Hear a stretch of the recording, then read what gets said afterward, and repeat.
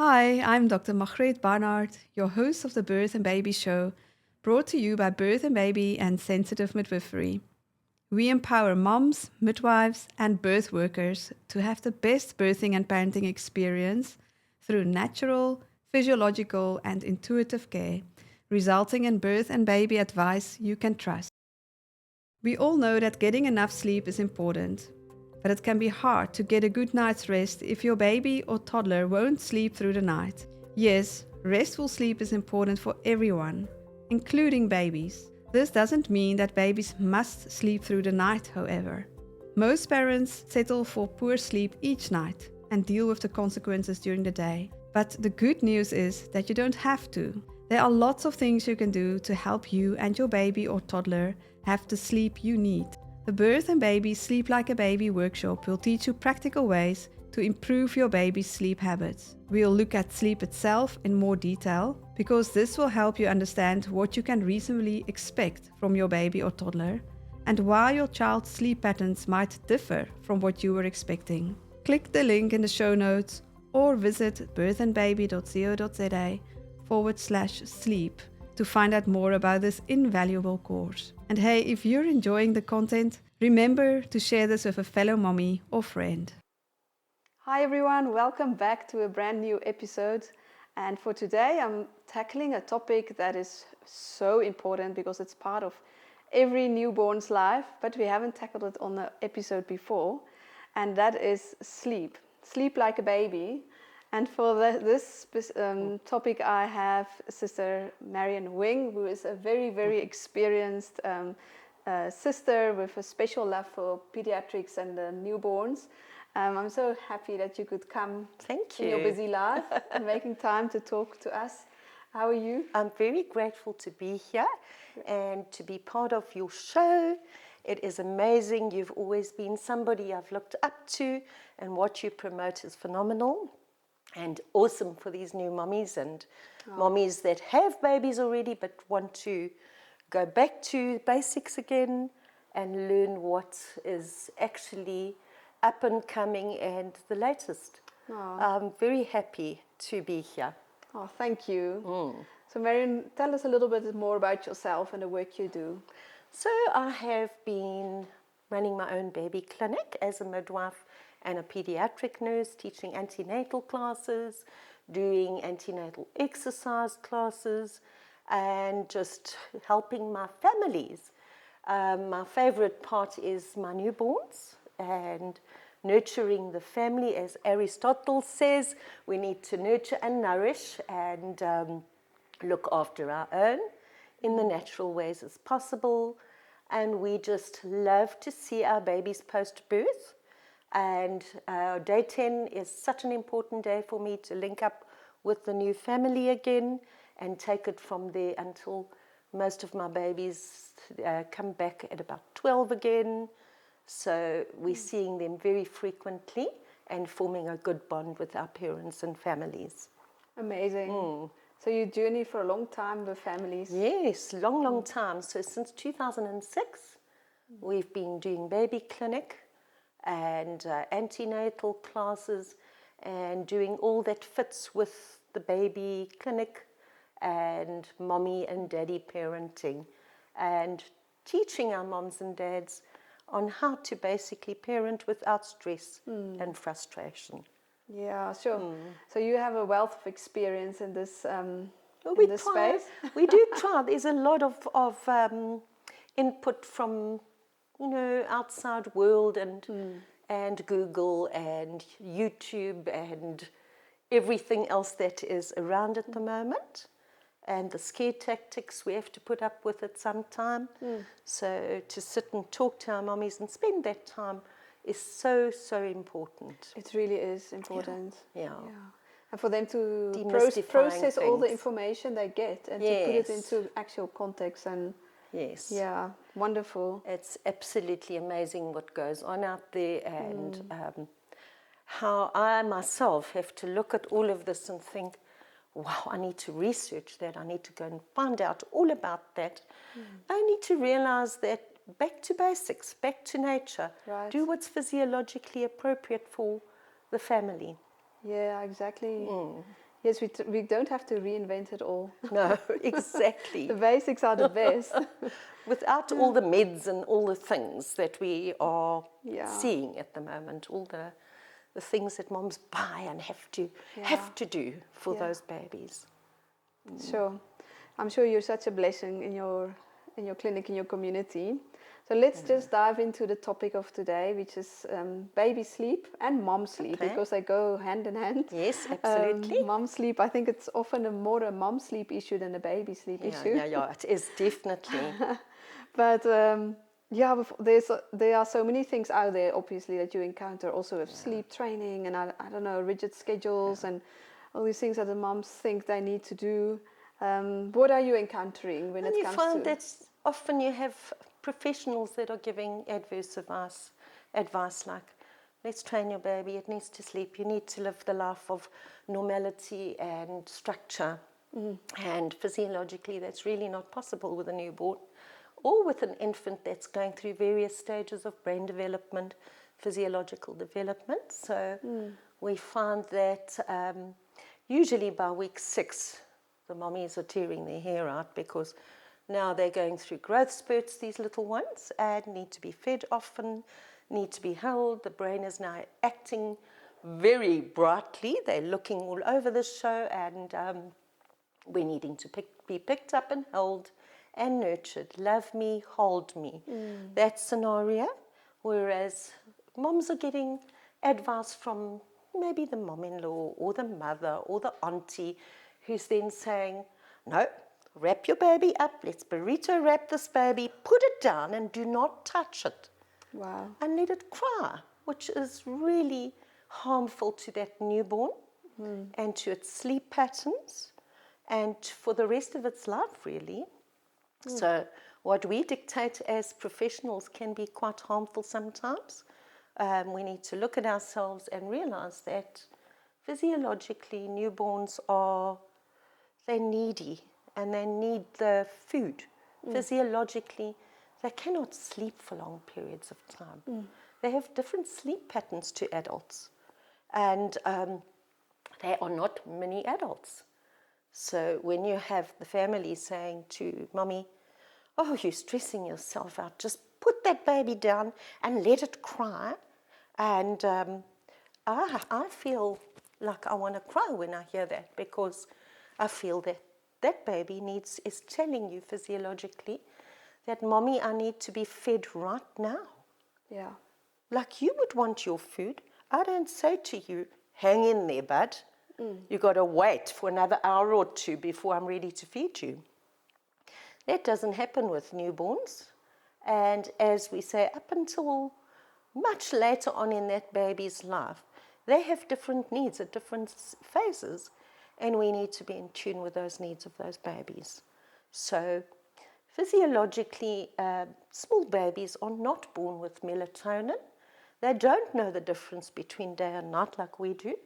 But from 8 weeks onwards, that starts developing. So, and then suddenly, they do sleep longer periods. But in the beginning, they have 50% of their sleep is REM sleep, and the other 50% is non-REM sleep, rapid eye movement. In other words, during the rapid eye movement, the brain is developing, the little baby's needs are being met. It's a protective factor for that baby physiologically, for proteins and neurons to be working together, the brain to develop, and a lot of physiological stuff taking place. So therefore, we can't actually say to that baby, go back down to sleep. We need to actually go with what the baby's sleep patterns are. We need to align ourselves to the baby's sleep patterns. And mommies need to adapt to the baby's alignment.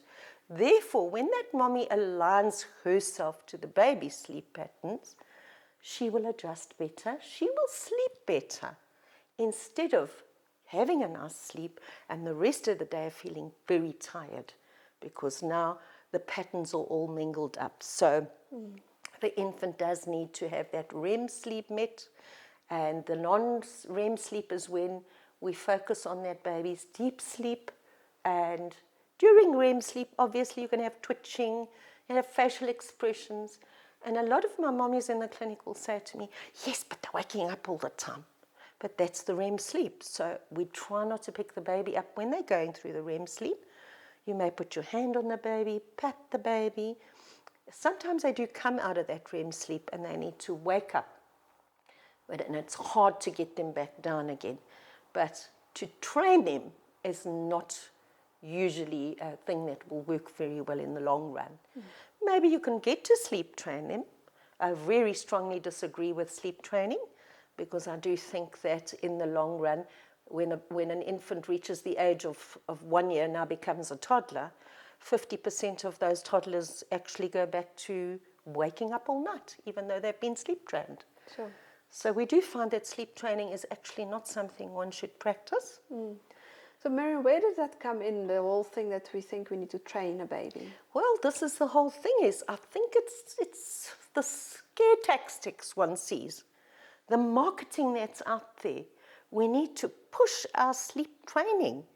It's like a marketing, money-making racket, I would say.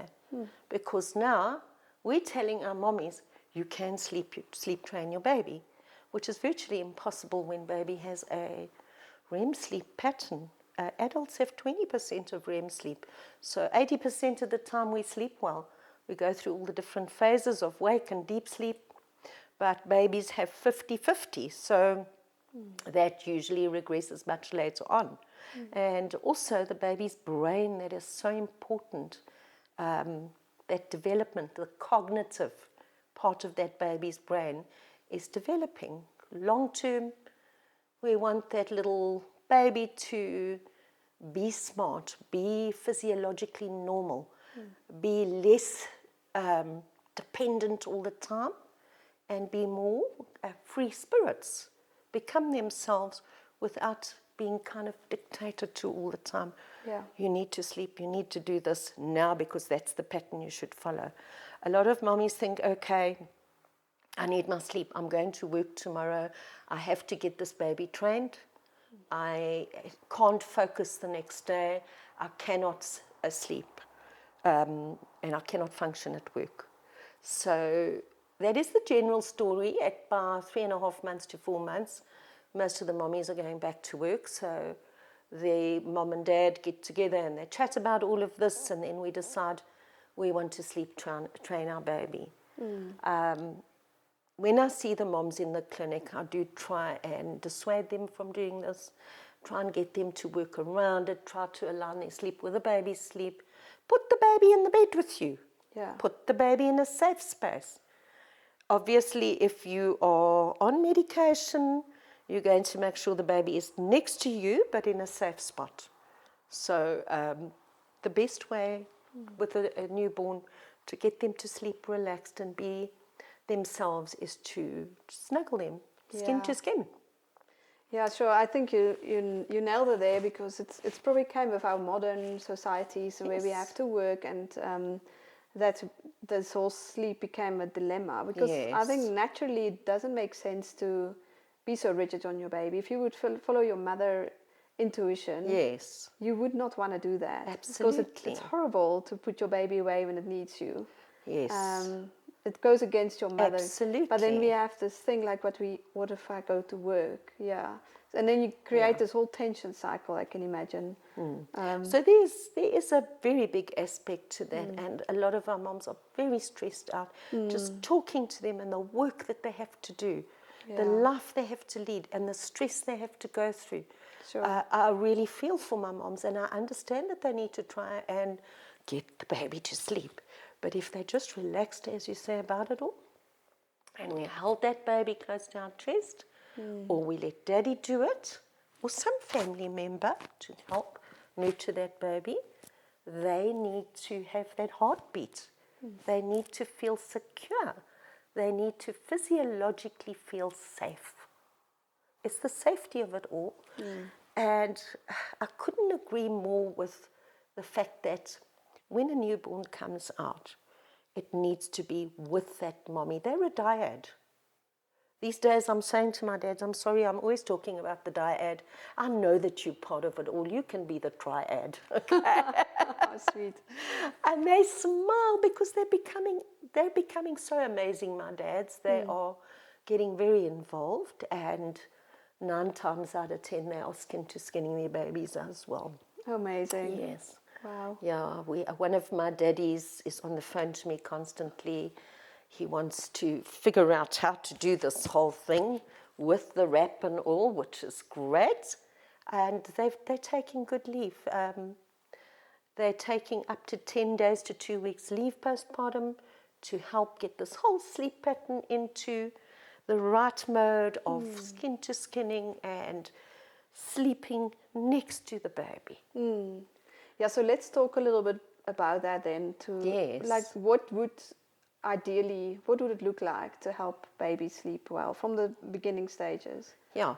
So in my antenatal classes before these babies are out, we do a class on managing the family and the baby postpartum. What is it like to walk into that house with a new baby? Your life has changed. You're a new mommy, you're a new daddy. We've now got to adapt to a different lifestyle, and one of ease and one of just not stressing. So we teach our parents to put that bed next to mommy's bed at night, so that when we get into bed, even if it's a natural birth or a Caesar, whatever it may be, we don't get up to go to this room next door to look for the baby with all the monitors and everything. We don't want all these things. We want the baby safely next to the family. The family room.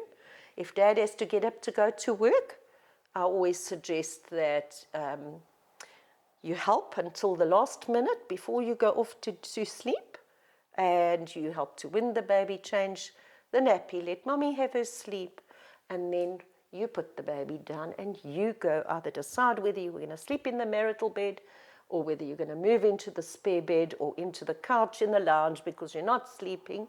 I always advise that try if you can to stay in the bed and assist.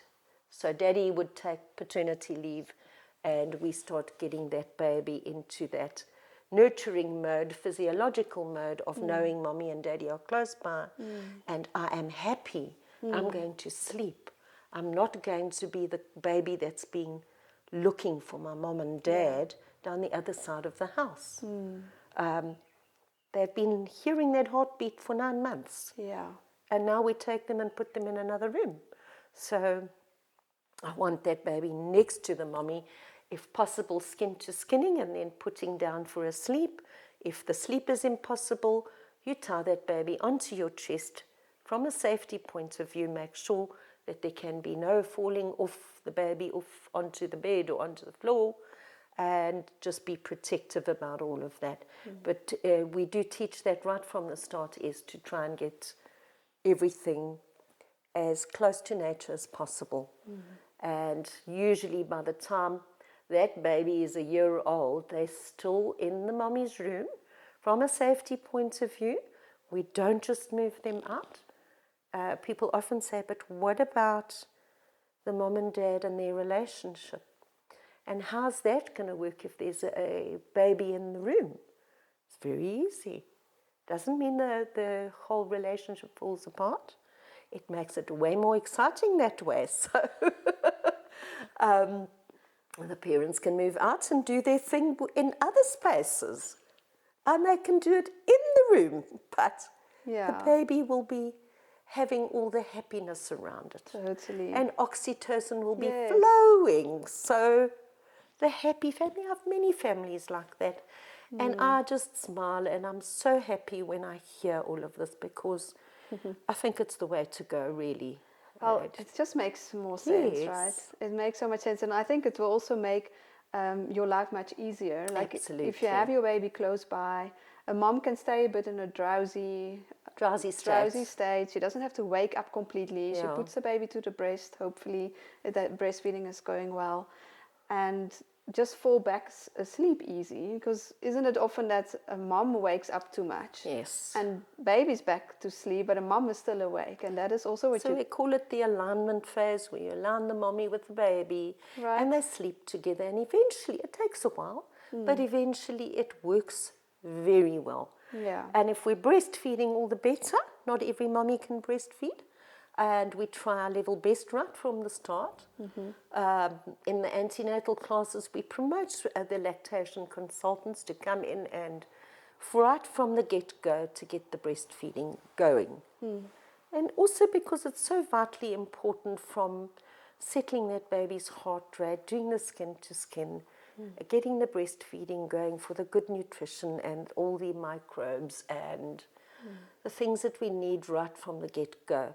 Once that is established, then we're A for away. And happy mommy, happy daddy, happy baby.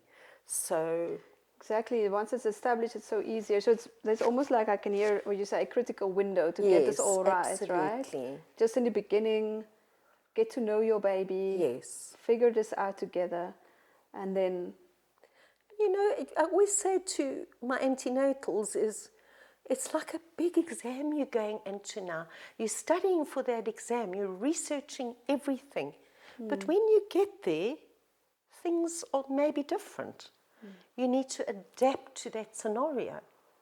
You may have planned your natural birth, but that's not worked out. You've ended up with a Caesar. The latching hasn't gone so well. We look for the experts to come and help us. So, and you are given all of that in your antenatal classes. You've got the numbers, you've got the people at your beck and call. Let's use it. Let's get that sleep patterns aligned. Let's get mommy and baby happy. So it all pans out and works out very nicely when you've got that support and you've got emotional support from daddy as well. Yeah. Yes. And then I also find it important that mommies realize that they need to get to know their baby, because we are all different and unique. Like we're not all the same kind of sleepers. We have our We're all different. easy sleepers and our more difficult sleepers by nature even. Yeah, and if you look at the babies, there's seven different types of babies. And I had one yesterday who is a 3-month-old who's a fussy little bright button with big eyes and breastfed, natural birth, everything's going his way, but he doesn't want to sleep. Life is too exciting. Life is exciting. So he's a busybody. But then, interestingly enough, he has eczema. So then we discovered, okay, this could be one of the factors. So we're latching nicely, we're going down to sleep, but we're also peeping up and looking at everybody in the middle of the night. And, you know, so you have some of these babies that you have to have the patience for. We've got the eczema type baby, who's the allergic baby. They get thirsty at night, they need to drink a lot. You get your fussy babies who are gassy. They've been that right from the start. You've got your high needs babies. You may never change that baby. It needs to wake up all night long and make sure you are there. Our high needs babies who are attached to mummies, and you've got your chubby babies who are the ones that are the most placid little sweet babies, but they also can accumulate a lot of mucus and a little bit of congestion happening. And funny, it's quite a big factor lately. I'm seeing now in winter, whether it's our pollution or whatever it is, we're seeing a lot of this type of thing, and our babies are starting to wake up at night as well. So you will get your babies that they just fall into place and they just sleep. So it's rare and few and far between. You cannot force a baby to sleep when it needs to feed. Yeah. It's going through a growth spurt. And this is I wouldn't say unfortunately, it's fortunate for that baby that it gets fed when it needs to be fed as well during the night. So mommies need to understand that we need to feed. We can't go by the book. There is a book called The Little Contented Baby Book, which if I see, I want to throw it out the door because it is time scheduled. 3:30 you will feed your baby. 4:30 you will put your baby down to sleep. Then you will wake the baby up 3 hours later. We don't go with that. It's too rigid. It causes anxiety in parents, and every baby and person is different. Yeah. So you don't eat when I say you should eat. I'm different to you. Babies are the same. And these little 7 babies are all different at night, all the different personality types. Genetics are quite a thing as well. If you're the busybody, your baby's likely going to be the busybody as well. Exactly. So I true. actually love it when my babies wake up and they are prodding their parents in the middle of the night, and it's personality type that you have to deal with, and all they want is a snuggle and a cuddle. So what do my parents often do? Let's go sit by the TV.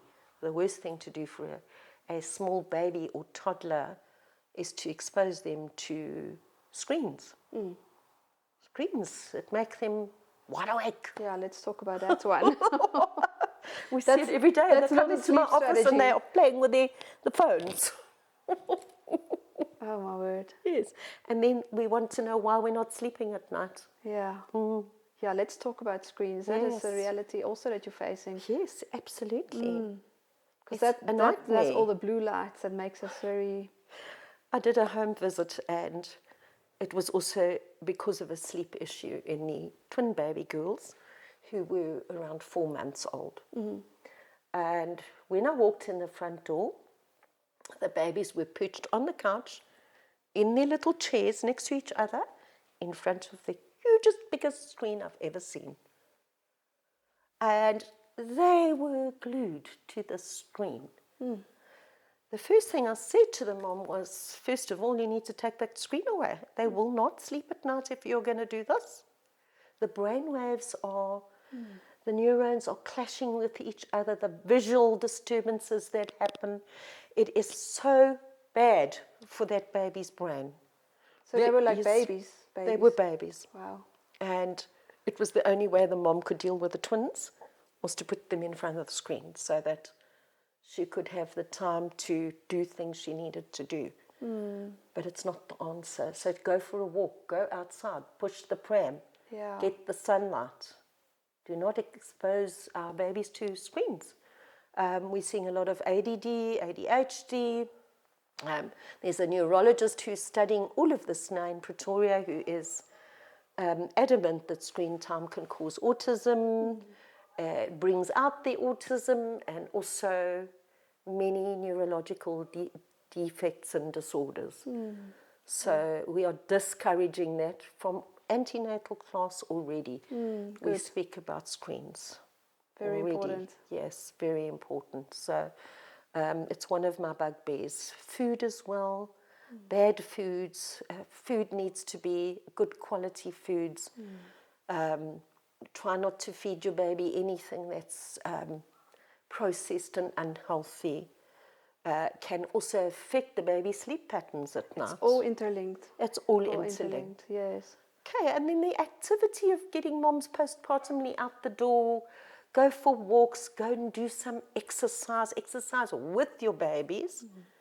That gives that baby that physiological feeling of happiness and settling with mummy, going everywhere with mummy. Exercise is actually so good for mum's well-being. We don't mean go and run a marathon. No. We don't mean, run with the pram, and we mean push the pram around the block. We mean go and do some ball exercises. There are lots of little baby clinics set up for baby exercises and outside things you can do with your baby. We've got mums and tots, we've got mums and babes. We do activities there, we get out. And that in itself is very good for nocturnal sleeping, mums feeling at ease with their parenting styles, just becoming within themselves, I'm a mom, I can do this. So important. I love what I'm doing. Yeah. Without the outside influence of all these things saying you should be doing this, you should be doing that. We've almost made parenting look so difficult by all these things. We need to go back to normal. Yeah, back to normal. Yes.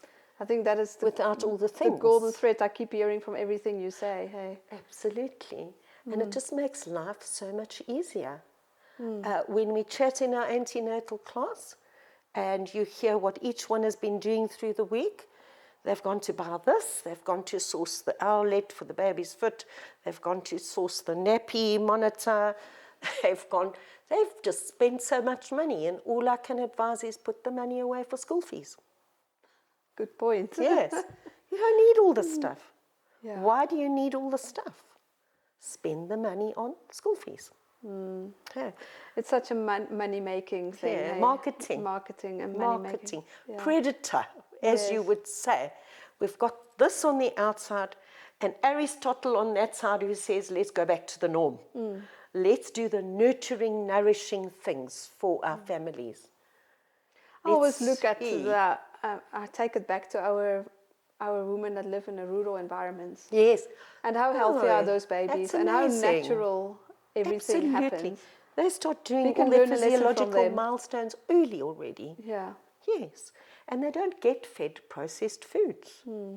They do what is supposed to be done. As in your book, Margriet, which is a wonderful book, you've mentioned the Mayan tribe who raise their babies, they carry them everywhere, they sleep with their babies. They are horrified at the Western world's way of raising children and doing all the things, buying all the stuff and putting them in another room. And literally, that child is not part of the family when it gets past a certain age, whereas the Mayan tribe keeps the baby close by. When the next baby comes, the dad has that baby, the mommy looks after the new baby, and everybody is in close proximity. They're helping each other. And the baby is always acknowledged, whether it's a toddler or it's now grown up to a 3-year-old or a 4-year-old, they're always included in the family. And it is amazing research that. So we could take a leaf out of their book and try and institute what is the norm. Absolutely. Yeah. Thank you, Marion. I can see you're very passionate about this, and sometimes probably a bit of a frustration, like where we've landed as modern humans. Absolute frustrations. Yeah. And, sometimes you try, every mother is so special. They're so different. Everybody's got their own things. But if you can try and get a balance going of what we would like to see with our physiologically normal statuses with our babies, trying to get back to that status and trying to just encourage the mommies to sort of like let go of all these things. Let's try, and you let me know how you feel and what is happening. So feedback, follow up, trying to normalize things again. Most of my babies have got reflux. Most of my babies have got all sorts of problems. We're all squiffy. We need chiro because we're not following the natural route anymore of natural birth. So, we are choosing to do things from an easier aspect. Which end up being more difficult. Ends up being more difficult. Then you've got to sort the baby out from the start because now we're immature. We now have a gut that needs to be kind of fixed. Breastfeed those babies. We need that normality of microbes, good microbes going to the baby. Good for the brain, good for the physiology of the baby. So I know my mommies sometimes struggle, and there are so many that cannot breastfeed, which we will support and encourage and nurture and try to help as much as possible. So yeah, I think that's a good way to land. Like, yes, lots of mommies might find themselves in a pickle. yes, There are things that you can still do for them then. So it's not like to put us on it's too late now. Yes. And that is where you probably have become an expert in. No, we're always trying. We're always trying. And even if we've reached a stage of, they come into your clinic and they're already on the route of doing all the things that we didn't want to happen, then we have to try and undo it slowly. We sometimes can't fix it, but we can encourage and we can support as well. So 9 times out of 10, it's somebody who's never had antenatal classes. They are being led by family members and friends who have told them, don't go that route, this route's better. You don't know in your brain that what you actually need to do to normalize things. You're following what everybody's saying to you. And I always say to my moms, trust your gut instinct. Yes. That is the most important thing. If you feel that you don't want to do what someone else is dictating, then you go with how you feel. And it always makes things a lot more simplified. Don't ever feel that you're not good enough as a mother either. And trust that you can do all these things. And we support you. So, as you say, I am very passionate about it. And each and every mother is special to us in our clinic. And we promote breastfeeding, we promote the natural way, we promote sensitive midwifery and your sleep book, which I feel is most mommies should actually access. It's on your website. Yeah, it's on our website. Yeah.